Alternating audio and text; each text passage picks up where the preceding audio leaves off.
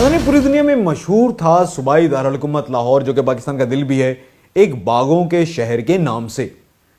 مگر پھر وقت نے ایسا پلٹا کھایا کہ یہ جو خوبصورت ترین شہر تھا، جس کی شان پہچان ہوا کرتے تھے باغات، خوبصورت حویلیاں اور تاریخی عمارات، یہ دنیا کا آلودہ ترین شہر بن کر رہ گیا.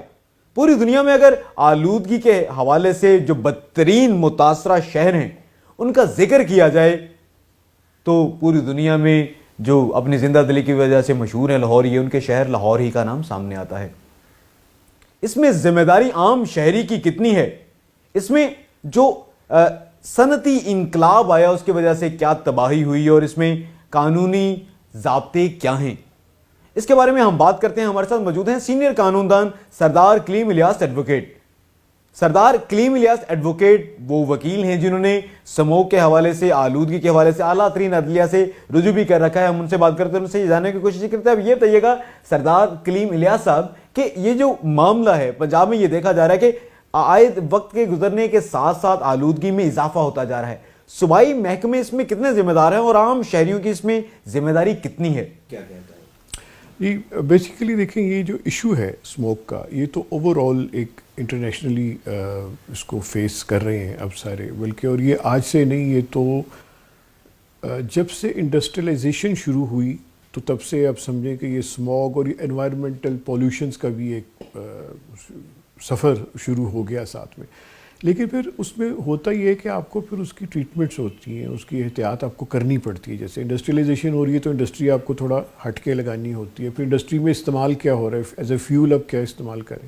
فار ایگزامپل اس کے بیک گراؤنڈ دیکھیں، 1900 کے شروع میں ہی یو کے میں سب سے پہلے اسموگ کا کانسیپٹ بھی وہیں سے شروع ہوا. انفیکٹ کیونکہ اسموگ ہے بیسیکلی اٹس اے فوگ ہے، لیکن انٹینسیفائڈ بائی اسموک، تو اس لیے اس کو اسموک بھی اسی لیے کہتے ہیں، it's a smoke fog basically. تو یو کے میں کوئی 1909 میں 1000 ڈیتھس ہوئی ہیں، یہ اسموک کی وجہ سے ہوئی ہیں. اور پھر انہوں نے اس کا ٹریٹمنٹ پھر وہاں سے شروع کر دیا، دیکھنا شروع کر دیا کہ ہم نے اس کو کیسے اوائڈ کرنا.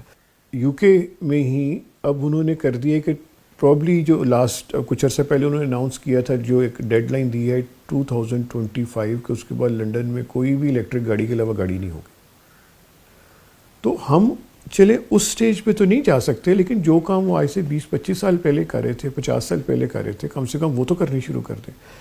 آج سے بہت سال پہلے بھی وہاں پہ کوئی بھی گاڑی جو ایک خاص مقدار سے زیادہ دھواں چھوڑتی ہے، یا جس میں بھی کوئی ایسا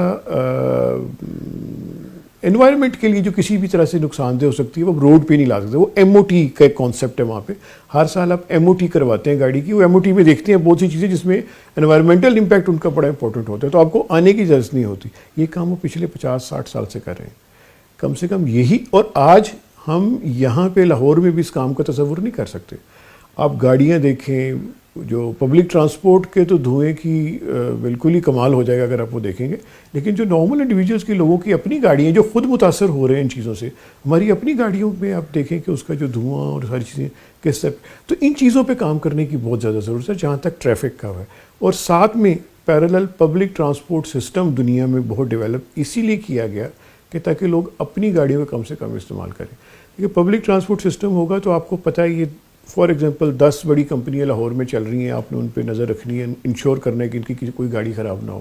تو مینلی وہ رن کر رہے ہیں، تو وہ ہزاروں اور لوگ جن پہ آپ کو نظر رکھنے، ایک ایک کی گاڑی کو آپ کو لوگ بھی اوائڈ کریں گے، اپنی گاڑی گھر چھوڑیں گے، اس کے اوپر آئیں گے. اچھا اگر پبلک ٹرانسپورٹ کا سسٹم ہو تو ٹریفک خود کے لیے تو یہ چیزیں بڑی ضروری ہیں. ایک اب جو انوائرمنٹ اسٹینڈرڈز ہیں گاڑیوں کی، یہ انشور کریں کہ گاڑیاں انوائرمنٹ کریٹ نہ کریں جو لوگ چلا رہے ہیں. دوسرا، لوگوں کو موقع دیں کہ پبلک ٹرانسپورٹ پہ ٹریول کریں، اور وہ پبلک ٹرانسپورٹ کو بہتر بنا کے ہو سکتا ہے. آج اگر آپ یا کسی کو بولیں کہ یہ جو ویگن جا رہی ہے اس کے اندر بیٹھ جاؤ، تو وہ بندے کے ساتھ بھی کوئی نہیں بیٹھے گا. آپ کے نہ کہنے کا فائدہ ہوگا، کچھ نہیں ہوگا. لیکن اب اچھی جیسے پچھلے کچھ ٹائم میں چلی بھی ہے لاہور میں، اب اورنج ٹرین ہے، دوسری جو میٹرو وغیرہ یہ ساری جو چلی، اب لوگ ٹریول کرتے ہیں ان کے اوپر. تو اس طرح کی آپ لوگوں کو فیسلٹیز پرووائڈ کریں. دوسرا، انڈسٹری کا میں نے بھی ذکر کیا. انڈسٹری کا ہمارے یہاں بہت زیادہ ذکر ہوتا ہے جب ہم اسموگ کی بات کرتے ہیں، لیکن انٹرسٹنگلی آپ کے علم میں ہوگا کہ UN کی ابھی رپورٹ آئی تھی 2019 میں پنجاب میں اسموگ کے اوپر. تو اس میں جو انہوں نے ایٹریبیوٹ کیا انڈسٹری کو، وہ 25-30% سے زیادہ نہیں ہے انڈسٹری کا رول اسموک کریٹ کرنے میں. 25-30% بھی بڑا رول ہے, لیکن ہم یہ نہیں کہہ سکتے کہ انڈسٹری ہی کی وجہ سے ہو رہا ہے. ایگریکلچر اور ٹریفک کا میجر رول ہے. ایگریکلچر یہاں بڑی امپورٹنٹ ہے.